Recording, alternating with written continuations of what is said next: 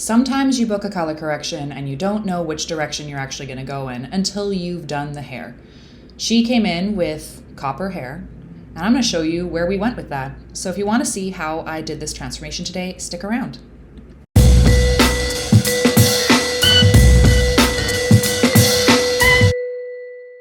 So let's get started. This client has a ton of hair. Her hair is very coarse and very curly, and she has so much of it. And what she does is she uses color at home, and she uses all these copper tones. And she's been doing this for, she said, the last 10 years. And so we had a consultation a little while ago. We did a test strand, and it showed that we could lift her hair to at least a honey blonde. So today our goal when we started was to lift her to a strawberry or honey blonde and kind of work away from these red tones and eventually get her to something that's a little bit more ash toned.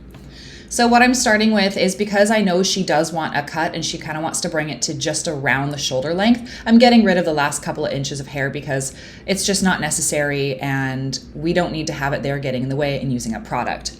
And then I'm going to use the K18 mist all over her hair because, of course, it's a color correction. We want to make sure that her hair has the best protection possible on the market, and this is going to make sure that her hair is staying healthy while it's being bleached, because we are going to do some pretty heavy bleaching to it today.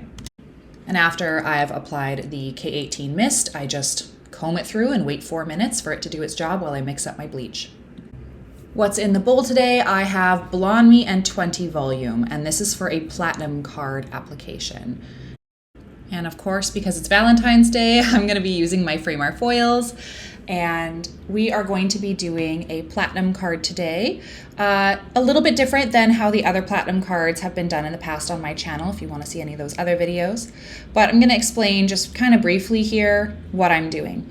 I am taking medium thin sections because we are trying to lift her to a level 9, and we're trying to get rid of this red tone. And again, our expectation here based on the test strand was to get more of a strawberry blonde. A definite warm tone was the expectation for this service. But her hopes is that we can eventually achieve a cool toned ashy silver blonde. So maybe down the road that'll happen. But what I'm doing here is I'm using these sections to just super saturate her hair with a 20 volume, and I'm starting from that line of demarcation or a little tiny bit higher up, because my original plan here was to do a platinum card and then go in and apply at the roots as well and give her a full platinum and then go from there. But that's not really how things ended up turning out. When it comes to this kind of color correction, because red can just be crazy hard staining, the expectation was set to something on the warm side and on the slightly darker side than what we ended up getting to. And so how I approached this appointment was to tell her, we're going to go one step at a time. I'm going to start with our platinum card, and we're going to see what your hair lifts to safely and decide what we're going to do from there. So after I had done this application here and it fully processed, we were able to take a look at her goal photos that she had originally had for today's appointment, which were a golden blonde.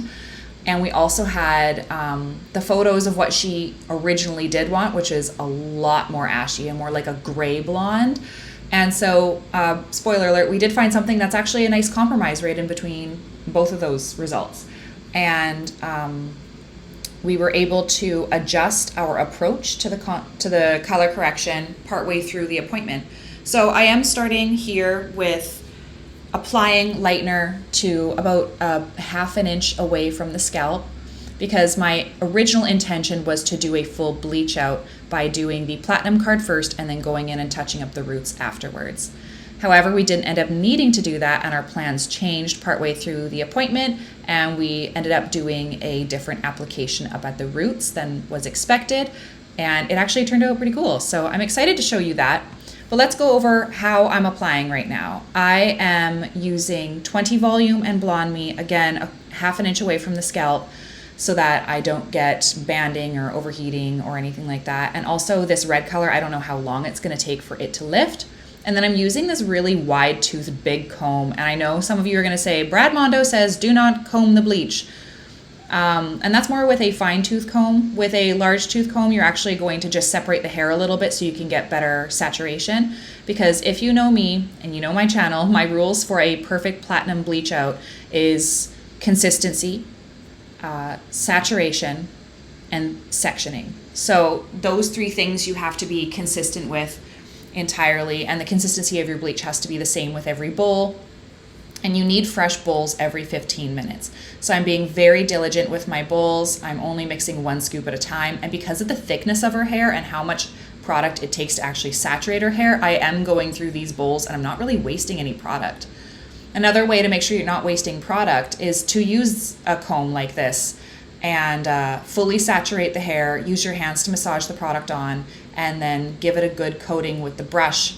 And then you just lay it onto a foil. And it sounds like it's going to waste a lot of product because you have just bleach just sitting on the hair like that, but it's not, because you're not putting a whole bunch of bleach all over the foil that's not going to end up touching the hair or, getting used. It's just going to sit there and get all hot and insulated. And the reason why my foils are open is so that we don't get that heat and that insulation. I'm just laying them on top of each other, so it makes for easy sectioning later if I do need to apply the roots. And it makes for easy removal of certain areas or reapplication of color in certain areas if I need to go back and reapply, or if I need to wash out some spots. So that's why I really like this approach and this method.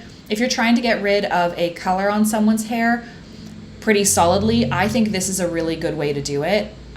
Just because it is a pretty safe way to do it, and it's also very effective, and it's not the longest application time. Now you're seeing this in real time here, so I know it's going to be a few minutes of me explaining how I'm applying this and why I've chosen to do it this way.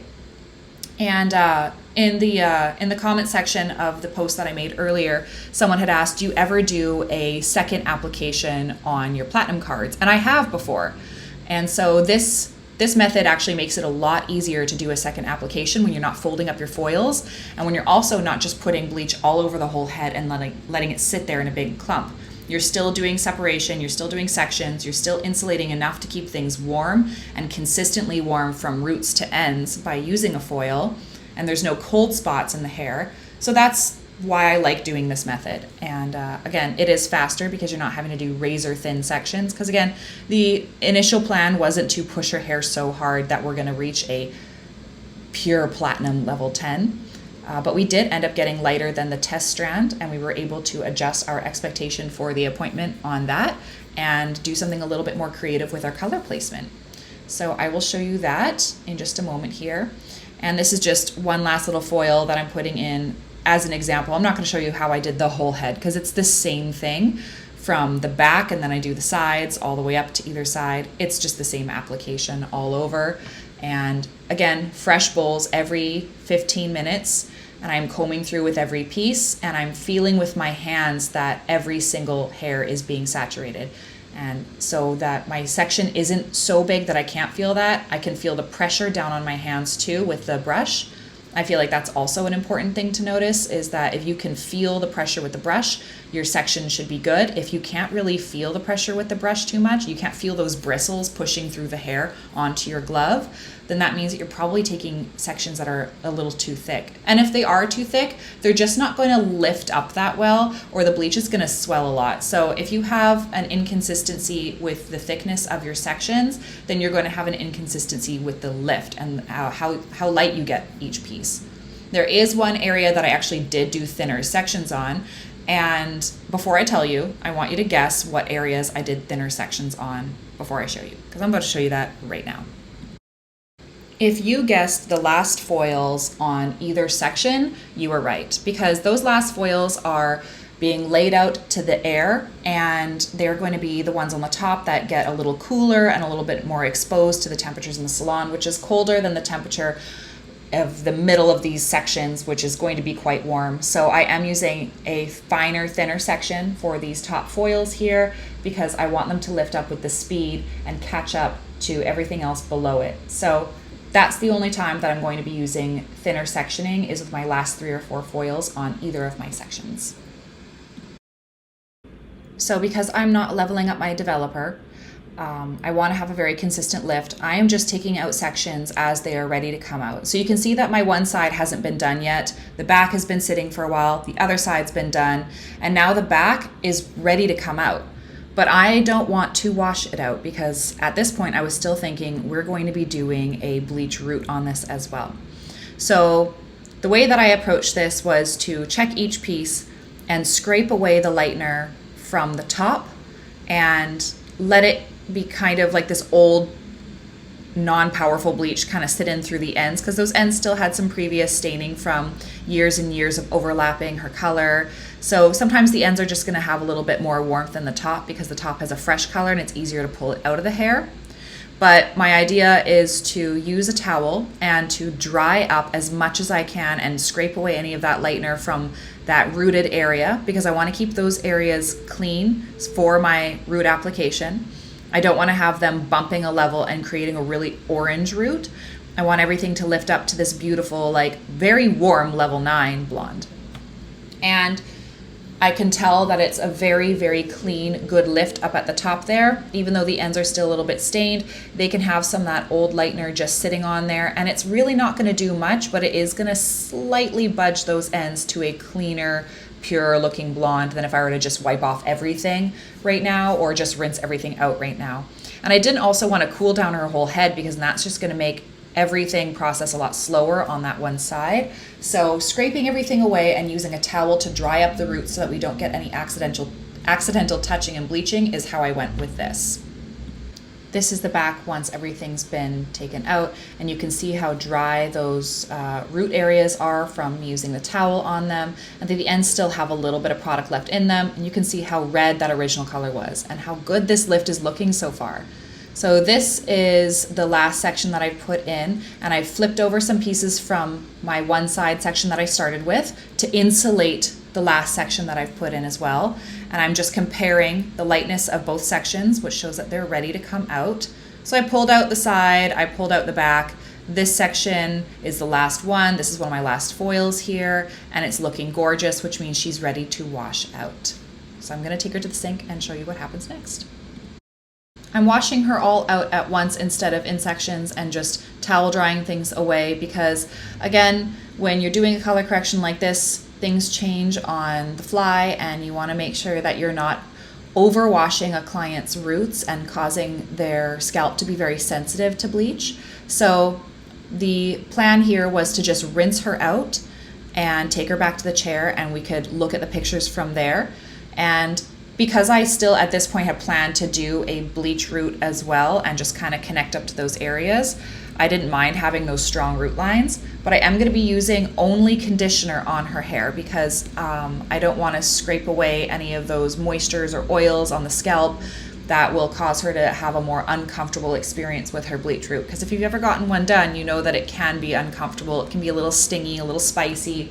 But if you have a little bit of moisture or a little bit of oil on your scalp or a little bit of grease, it actually helps to kind of dull that down a little bit. And here I am just checking the roots, making sure in general they're a pretty consistent length and they're looking really good. I let that conditioner sit for a couple minutes and then rinsed her out and brought her to the chair so we could decide what we're going to do next with our color because we got lighter than expected. So yay, that's always fun. This is what her hair lifted to and she is looking like a beautiful blonde. And you can see where her color has been overlapped a few times in through her ends. It's still a little darker there, even though at the beginning her ends looked lighter than everything else. And for anybody wanting to know damage, this is what has come out into the brush. There was like nothing in the sink. And so her hair did super, super well. It's very strong, resilient hair, and I'm super impressed with how healthy it took to all of this lightener. Then we did the haircut. I figured because of the color placement she showed me that it's the best idea to do the haircut now so I can place the color according to the cut rather than placing the color and then cutting a bunch of length off, cutting a bunch of layers in, cutting in some front side bangs that she wanted to have. So whenever you do have a client who's making a big transformation with a cut and a color, I feel like halfway through the color work is a good time to do the cut before you start applying things like highlights, lowlights, root shadowing, whatnot, the toners. And so, yes, the roots look really scary and they look very aggressive right now. But those lines are actually a very clear indication of where I need to stop and where I need to start with my color, my bleach application. So those lines don't really concern me right now. But because we did change our mind and we wanted to do more of a shadow root, highlights and lowlight situation, that does become something that is a challenge to blend out. So I'm going to show you guys what I formulated for that, because if you've ever found yourself in a position where you have really hard lines and you need to blend them out with a root shadow, I'm going to show you my trick to getting a really well blended root shadow.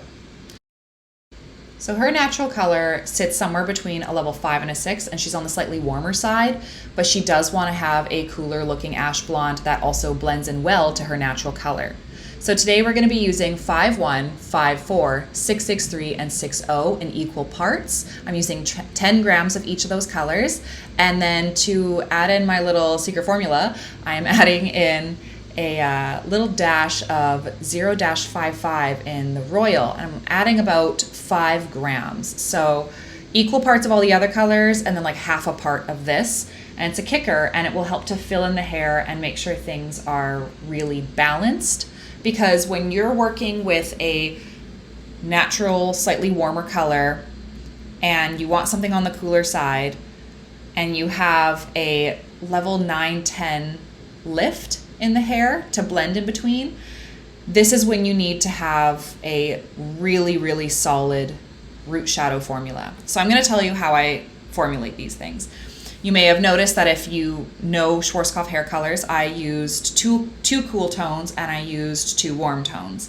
So I had 6-0 in there, which is a 6 natural. And the natural is there to fill in those blonde areas of the hair between the blonde and the brown.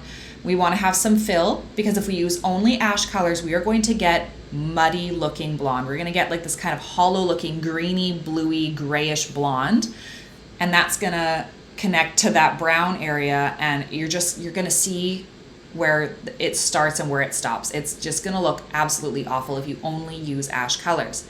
So you do need to have a balance of warmth and cool in there when you're blending between high and low contrast areas, not high and low contrast areas, high contrast areas, and you're trying to do a small area of blend in between the two of them. As you can see with my application, I'm trying to be very careful to not let any of the ends touch.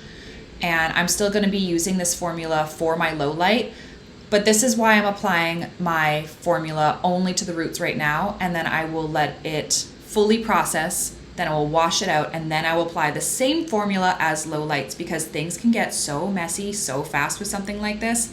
And wherever the formula touches, it's going to go to its full capacity. So there's no real like blending things out when you have a little spot in the hair. You end up needing to take those spots and turning them into low lights. So it's actually a much cleaner and more effective way of doing a root shadow and low lights to do them separately. It can be faster to do them together, but with this amount of hair and it lifting this high and doing this much contrast, I wanted to be very careful with each individual step and be very methodical and thoughtful of how I apply. So those warm colors and cool colors are all balancing the hair, they're filling the hair, and it's important to have both of them because, again, a warm color will fill and a cool color will control.